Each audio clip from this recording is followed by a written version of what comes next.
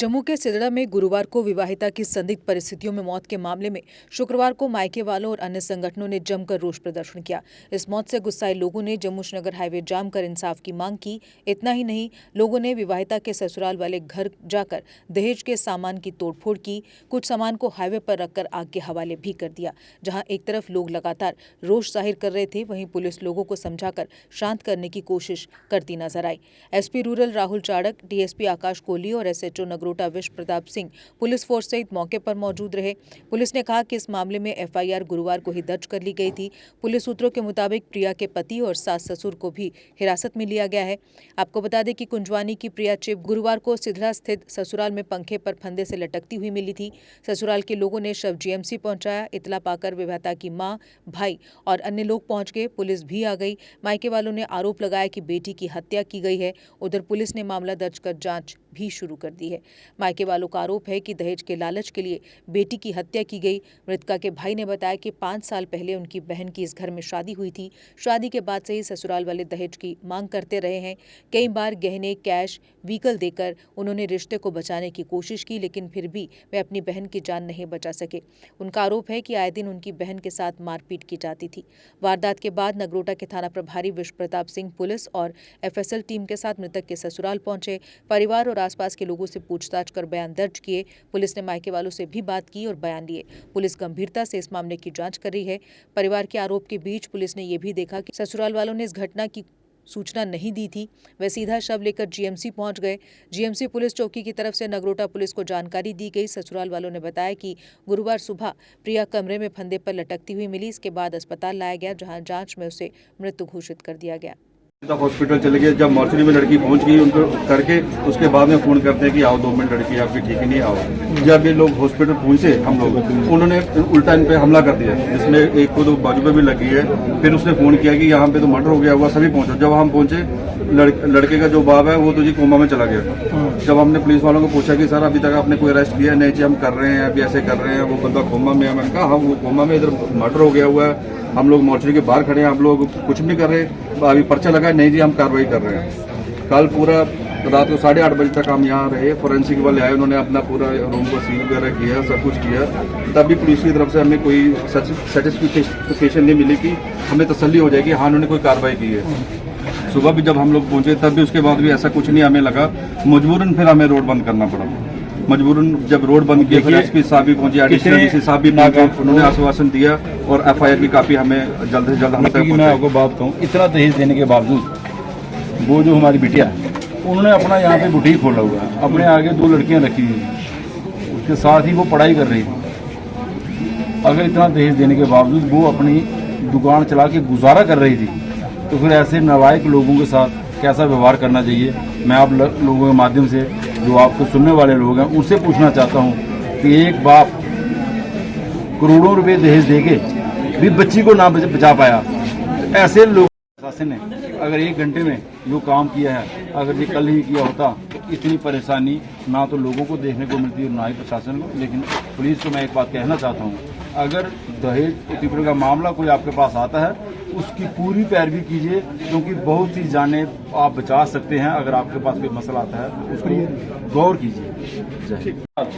FIR लगने में 2 दिन लग जाते हैं, तो पुलिस पे कहीं ना कहीं तो बात आती है। फिर भी हम 11 बजे यहाँ पे आए हैं पूरे परिवार लोगों के साथ, और अब 1 बजे के करीब एफआईआर की मतलब काफ़ी मिली है, तो अब इनका संस्कार हो रहा है। लेकिन मैं ऐसी और कितनी लड़कियां होगी जो चुपचाप गमहीन होकर अपनी जिंदगी से तौबा कर रही हैं, वो जो नासूर बने हुए हैं उनका इलाज करना बहुत जरूरी है। ये मामला दहेज तो पहले नजर में तो यही लगता है, जैसे हमने सुनने को आया है कि हर बार पैसे की डिमांड की जाती थी और वो देते रहते थे।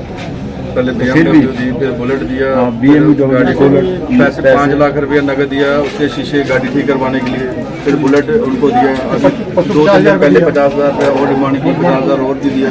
अभी देखिए रूम ऊपर से पूरे आप स्टेयर चेक करो, पूरे ब्लड के स्पॉट्स, पूरे स्टेयर्स पे पूरे ब्लड के स्पॉट्स लगे हुए हैं।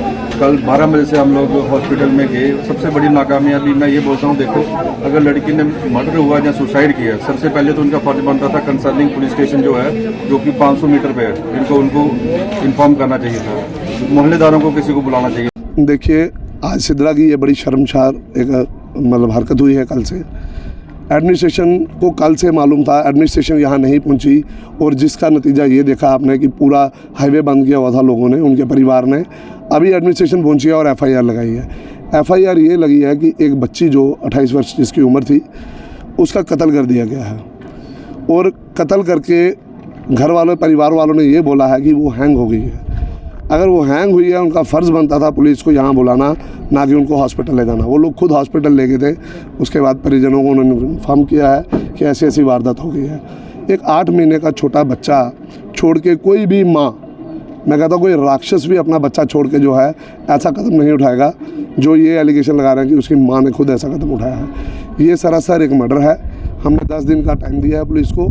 10 दिन, जिस दिन हमारी बच्ची का 10 दिन होंगे, उससे पहले ये केस जो है पूरी इन्वेस्टिगेशन प्रॉपर करके अगर पुलिस सॉल्व आउट कर देती है तो वेल एंड गुड, अगर नहीं करती है तो जो रोष आज आपने देखा इससे भी उग्र होगा। इस वक्त हम मौजूद हैं सिद्रा में, उस परिवार में जो कि कल एक हादसा हुआ था जहां पे एक लड़की प्रिय चिप जो कि कुजवानी की रहने वाली है, उसकी शादी जो है वो सिद्रा के इस परिवार में हुई थी जिसके पति का नाम सुशील सिंह बताया जा रहा है। और जो मेरे पीछे तस्वीरें आप देख रहे हैं, जो वही रूम है जहाँ पे उस लड़की को है जो वो हैंगिंग में पाया गया और उसके बाद परिजनों ने उसको तुरंत GMC हॉस्पिटल में पहुँचाया जहाँ पे उसे मृत घोषित कर दिया गया। इस वक्त हम उसी घर पर मौजूद हैं। जो घर की तस्वीरें आप देख रहे हैं जहाँ पे पूरे सामान जो है वो तोड़ फोड़ के सामान बाहर निकाल दिया गया है। पूरे घर का जितना भी सामान था उसे बिखेर दिया गया है, सामान को तोड़ दिया गया है। लेकिन अब उसके परिवार, जो सुशील सिंह का परिवार था, उसकी माता पिता और खुद सुशील सिंह जो कि प्रिया चिप के हस्बैंड थे, उन तीनों को कल शाम से ही सिद्रा पुलिस ने अरेस्ट कर लिया है। और उसके बाद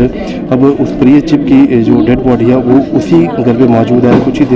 कुछ समय के बाद उसे क्रीमेशन के लिए ले जाया जाएगा जहाँ से। लेकिन पूरे इंतजाम सबसे पहले जो है वो परिजन जहाँ पे आते हैं।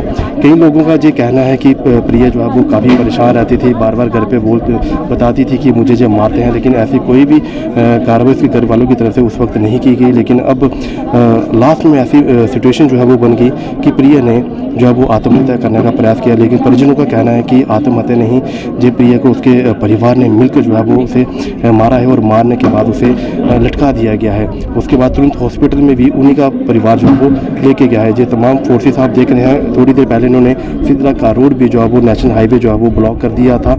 और अब उसके बाद पुलिस ने परिजनों को जब ये बताया कि हम आपके साथ हैं, पूरी इन्वेस्टिगेशन करेंगे, जो भी सच होगा सच को सामने लाएंगे। फिलहाल तीनों आरोपी जो है वो लड़के का नाम प्रिया चिप का जो हस्बैंड है उसका नाम सुशील सिंह और उसके माता और पिता, तीनों जो वो अभी सिद्रा चौकी में अरेस्ट हैं। और अब थोड़ी देर के बाद जो है वो इसे प्रिया चिप को जो है वो क्रीमेशन में ले जाया जाएगा और वहाँ पे इसका अंतिम संस्कार जो वो किया जाएगा। कुछ लोगों का कहना है कि जब तक इसके 10 दिन नहीं हो जाते हैं, हम उन समय देते हैं कि 10 दिन होने तक पूरी की पूरी कार्रवाई जो है वो इन्वेस्टिगेशन होनी चाहिए, नहीं तो इसके अलावा और एक बड़ा उग्र प्रदर्शन होगा और ऐसे लोगों को कभी भी बख्शा नहीं जाएगा। ये तस्वीरें सिद्रा की हैं।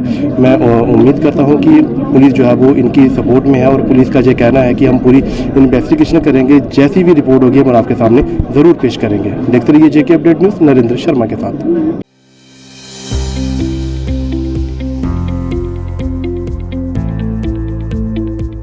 एक्साइड नियो अब आया है नए रंगों व फीचर्स के साथ। मजबूत बॉडी, शानदार डिजाइन, आरामदायक राइड और असाधारण खूबियों से लैस नए जमाने की इस ई रिक्शा में मिलेगा रियर व्यू मिरर जो LCD डिस्प्ले में बदल जाए और ड्राइवर को बिना सर घुमाए गाड़ी को बैक करने में मदद करे। इस तकनीक में पहली बार पीछे कैमरा लगाकर ये अनूठी विशेषता प्रदान की गई है। चमकदार व ज्यादा तेज इंडिकेटर, लंबे समय तक चलने वाली बैटरी, बेहद शानदार LCD इंस्ट्रूमेंटेशन पैनल, मनमोहक आवाज वाले speaker, FM system, flexible roof के बदले बहुत ही सख्त उच्च ग्रेड की मेटेलिक रूफ, इनबिल्ट चार्जर, नए सुरक्षित रिम और अधिक पावर की मोटर के साथ बेहतरीन सस्पेंशन जो दे झटकों से आराम। तो देर किस बात की, आज ही आएं और अपना Exide neo e rickshaw book करवाएं। हमारा पता है Sai Om power system, last matador stop, Anand Nagar, Bohri, Jammu संभाग में। डीलर बनने के लिए संपर्क करें 0191 2554 360।